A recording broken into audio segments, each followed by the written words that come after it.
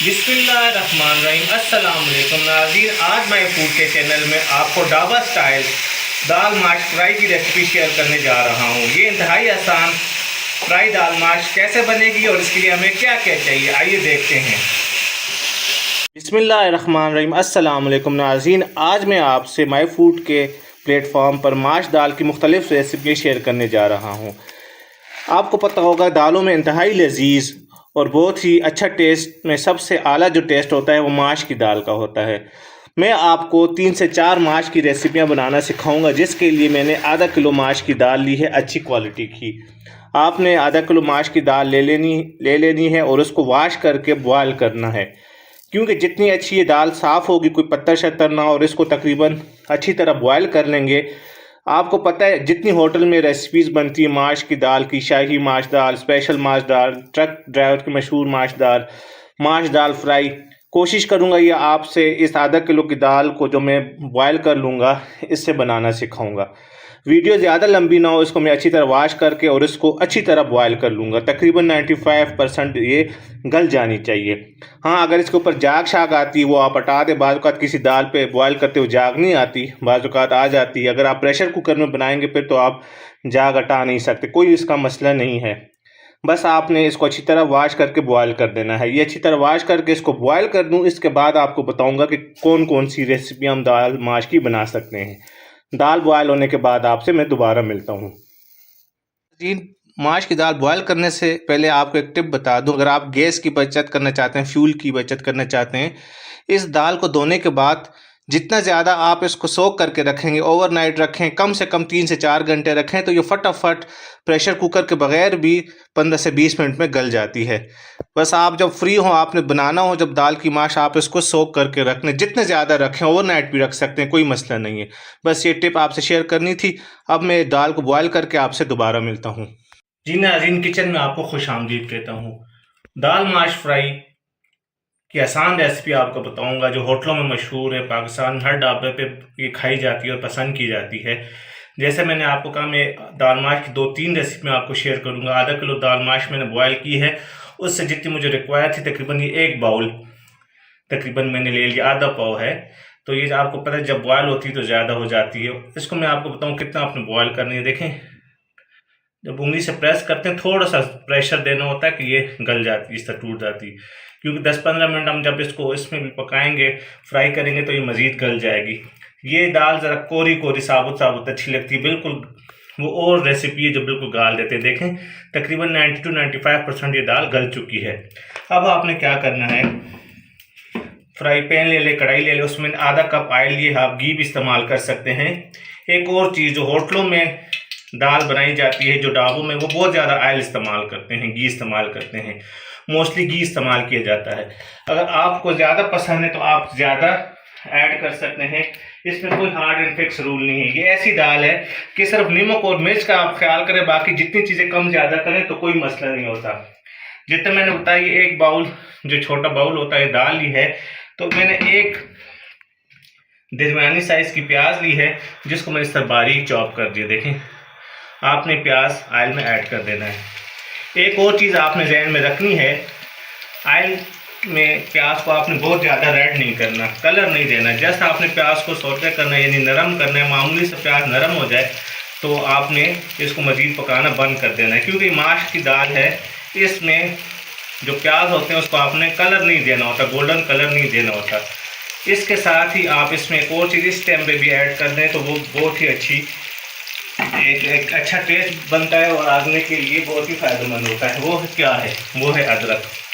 माश की दाल में मोस्टली अदरक डाला जाता है, क्योंकि आदमी के लिए बहुत ही फ़ायदेमंद है। मैं इसमें जूलियन कटिंग की है, थोड़ी सी अभी ऐड कर दूँगा, तकरीबन 1.5 इंच की।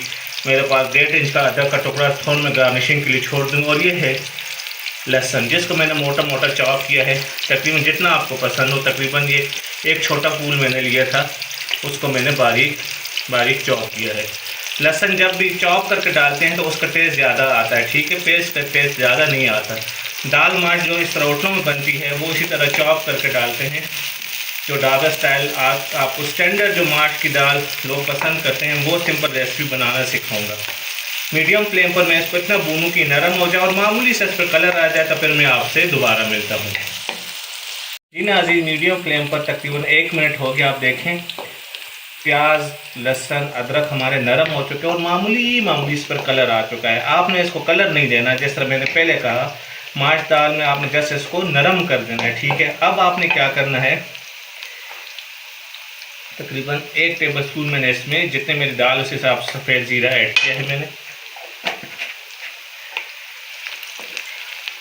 अगर आपको काली मिर्च साबुत पसंद है तो आप इस स्टेज में काली मिर्च 6 से 8 दाने डाल सकते हैं, मैं नहीं डाल रहा, ठीक है। अब आपने क्या करना है, जो बहुत ख़ास एक टिप आपने रखनी है जो होटलों में भी इस्तेमाल होती है, कि वो उसमें टमाटर जब भी ऐड करते हैं तो वो पेस्ट ऐड करते हैं। बग़ैर पानी के पेस्ट बना ले या थोड़ा पानी डाल के जूसर में ग्राइंडर में पेस्ट बना ले। तकरीबन मेरे पास इतनी दाल थी, इस हिसाब से मैंने 3 दरमियाने साइज़ के टमाटर और थोड़ा सा पानी लिया है। जैसे मैंने पहले आपको कहा, कोई हार्ड एंड फिक्स रूल नहीं, सिर्फ नमक और मिर्चों का ख्याल करें, बाकी इसमें आप जितनी चीज़ें आपको पसंद है उस हिसाब से आप ऐड करें।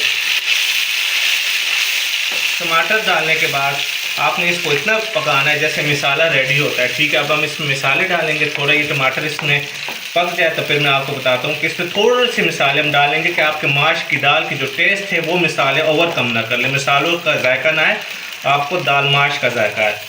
कि थोड़ा सा टमाटर पक जाए फिर मैं आपसे दोबारा मिलता हूँ कि इसमें कौन कौन से मिसाले हम ऐड करेंगे। जी नाज़रीन, टमाटर ऐड करने के बाद जो टमाटर में थोड़ा पानी हमने डाला था, टमाटर का अपना पानी भी था, वो भी थोड़ा पक गया है। अब आपने इसमें मिसाले ऐड करने हैं। आपने याद रखना है कि मिसाले बहुत कम आपने रखने हैं, ओवर कम ना हो जाए, मतलब दाल का टेस्ट ख़त्म ना हो जाए मिसालों से। तो इसके लिए मैंने आपको बताना चाहूँगा कि बहुत कम मिसाले लिए हैं। हस्ब ज़ायका नमक, 1 टेबल स्पून खुश्क धनिया पाउडर, आधा टेबल स्पून क्रश चिली, जिसको जो क्रश चिली होती पाउडर नहीं, ठीक है, चिली फ्लेक्स जिसे कहते हैं, थोड़ी सी हल्दी, 2 से 3 छोटे टुकड़े दालचीनी के और थोड़ी सी काली मिर्च। देखें जो घर में आम मसाले मिलते हैं, कोई ख़ास मसाला आपने नहीं डालना, बस ये खुश्क धनिया डाला है, नमक, काली मिर्च, हल्दी और थोड़े से चिली फ्लेक्स और थोड़ी सी दालचीनी के टुकड़े।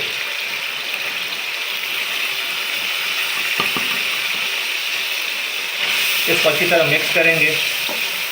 एक और टिप, जो ये ढाबा स्टाइल माश की दाल फ्राई बनती है, वो इस मिसाले को अच्छी तरह भूनते हैं। जितनी अच्छी भुनाई होगी इस स्टेज में, कि इसको इतना अच्छा भूनेंगे कि ये टमाटर प्याज जो आपको नज़र आ रहा है ये बिल्कुल ख़त्म हो जाए। अगर आप जल्दी में हैं, आपके पास टाइम नहीं है, जिस तरह टमाटर का पेस्ट बनाया है आप उस तरह प्याज का पेस्ट भी बना लें, या बिल्कुल बारीक जिस तरह आप चॉप करते हैं उस तरह कर दें। लेकिन मैं इसको इतना भूनूंगा पानी डाल के कि ये अच्छी तरह गल जाएगा। ये मिसाले डालने के बाद 1 से 1.5 मिनट आपने जब इसको अच्छी तरह भून लिया, अब आपने क्या करना है,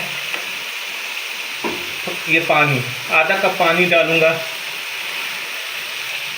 तो ये मिसाला अच्छी तरह डिज़ोल्व हो जाए, बिल्कुल दाल जब खाएं आपके आगे प्याज टमाटर ना आए। और फ्लेम को लो कर दूंगा और इसको मैं कवर करके 5 से 6 मिनट में इसको कवर दम दूंगा। समझ लीजिए जिस तरह दम दिया जाता है कि प्याज टमाटर अच्छी तरह गल जाए। पानी मैंने इसलिए ऐड किया है कि मिसाले आपके न जलें और प्याज उसमें गल जाए। मैं इसको लो फ्लेम पर 5 से 6 मिनट दम दूंगा, उसके बाद आपसे दोबारा मिलता हूँ।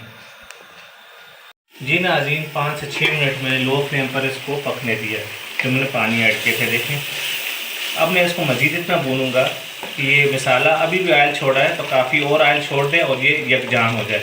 1 से 1.5 मिनट आपने लो फ्लेम से दोबारा मीडियम फ्लेम कर दें और इस मिसाले को भूनें।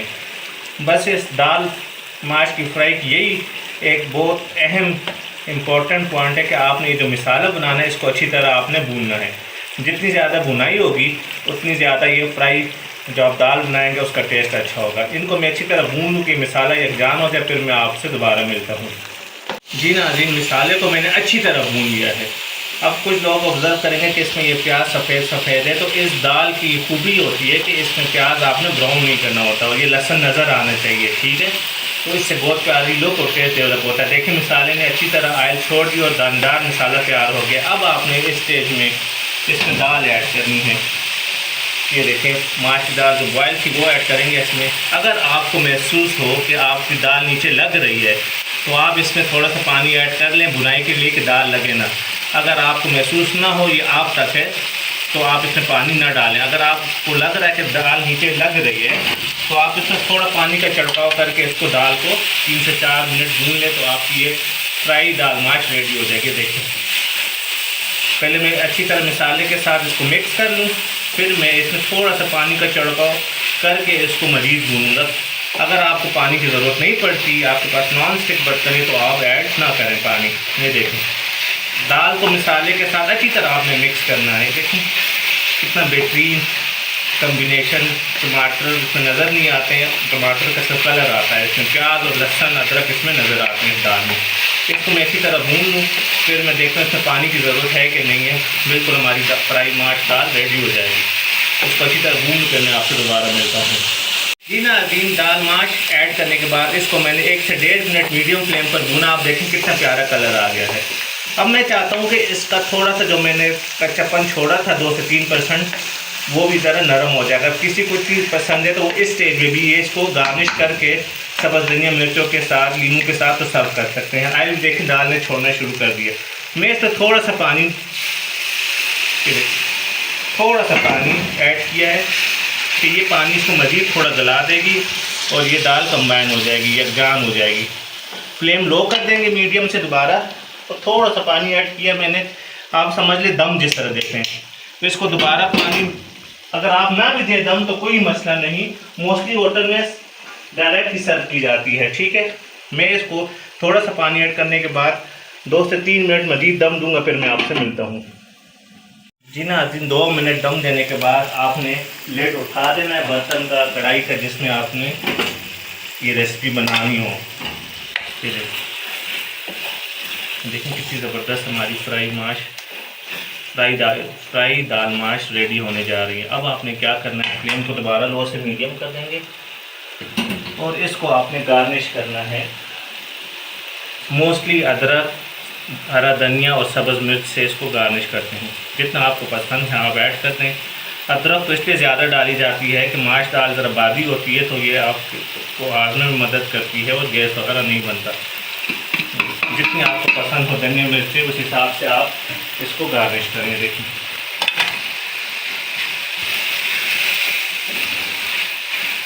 ये ज़बरदस्त हमारी फ्राई दाल माश रेडी होगी ढाबा स्टाइल में। अगर आपने बिल्कुल ड्राई करनी है तो मज़ीद इसको पका लें, अगर आपने थोड़ी सी नरम छोड़नी है या आप तक है। बस अब आपने फ्लेम बंद कर देना है, इसको कवर कर देना है कि धनिया और हरी मिर्चों का टेस्ट इसमें एब्जॉर्ब हो जाए और ये ऑयल थोड़ा छोड़ दे। तो फिर मैं इसको प्लेट में सर्व करके आपसे दोबारा मिलता हूँ। बस आपने क्या करना है, ये 1 से 2 मिनट कवर करके छोड़ देंगे कि ऑयल छोड़ दे और धनिया का टेस्ट इसमें एब्जॉर्ब हो जाए। तो फिर इसको प्लेट में सर्व करके इसकी फाइनल लुक आपको दिखाता हूँ। जी नाज़रीन, ये हमारी आज की रेसिपी फ्राई दाल माश की रेसिपी। मेरे बताए हुए टिप्स को फॉलो करेंगे तो इंतहाई मज़ेदार और लजीज आपको ये दाल की फ़ाइनल लुक मिलेगी। इस दुआ के साथ आपसे इजाज़त चाहता हूँ कि अल्लाह पाक आप सब के वालिदैन को लंबी ज़िंदगी और सेहत दे, और जिनके वालिदैन फ़ौत हो चुके हैं उनको जन्नतुल फिरदौस में आला मकाम अता फ़रमाए। अल्लाह हाफ़िज़।